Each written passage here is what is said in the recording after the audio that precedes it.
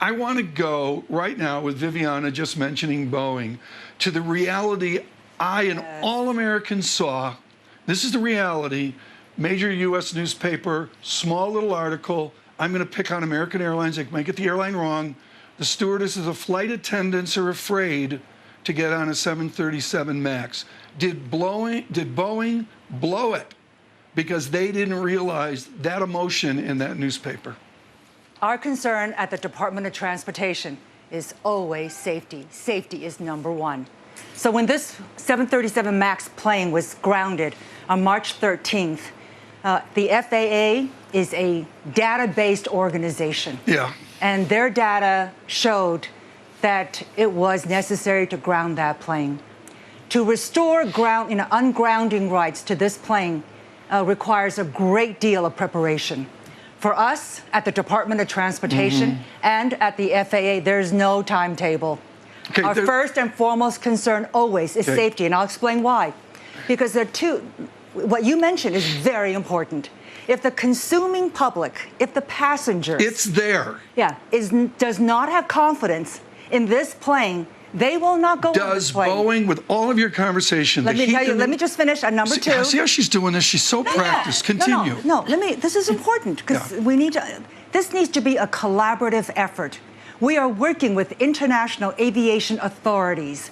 They need to work with us. We need to work with them. Because if other aviation authorities don't have the confidence and don't allow the Boeing 737s to fly, then we cannot fly. Boeing cannot fly these planes. Madam Secretary, did Boeing misjudge the American public?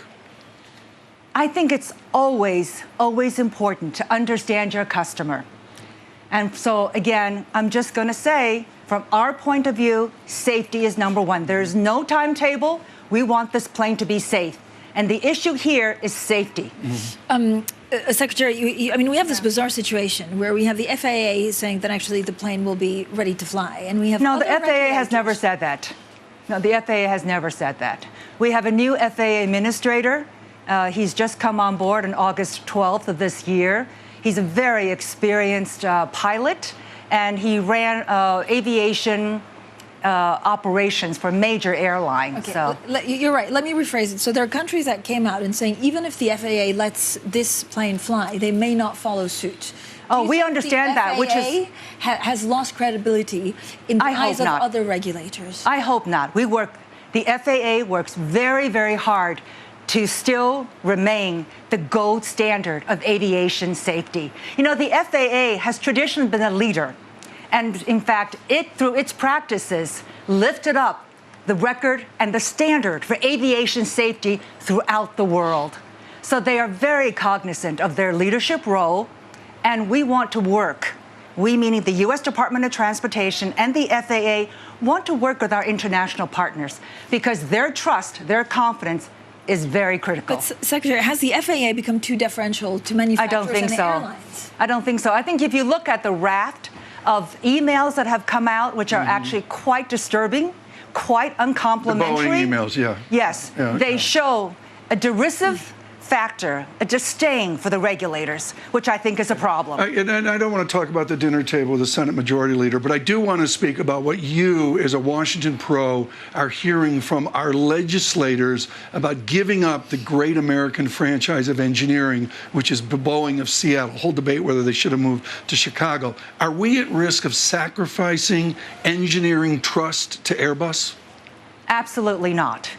I think most airliners would like to have more than one airline manufacturer, number one. Number two, Airbus has a full backlog of orders. If you wanted to order a plane today, you would have to wait 4 years. And so the backlog is quite extensive. So I think we're not at that stage. We are working with the international aviation authorities and the communities. Their opinions mean a lot. I want Secretary Chao to be sure that we never get rid of the Boeing 747. That's her major. Don't get rid of the glorious old planes. But how close is the 737 MAX? When is it going to be cleared to fly again? How close are we to that?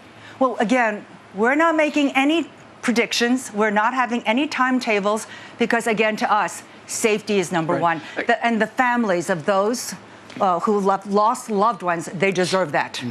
Have you spoken to Elon Musk about his projects when it comes to Hyperloop? I've talked to Elon Musk about many other projects. He's very interesting. So he's talked about, like, flying cars, for example. I've talked to him about that.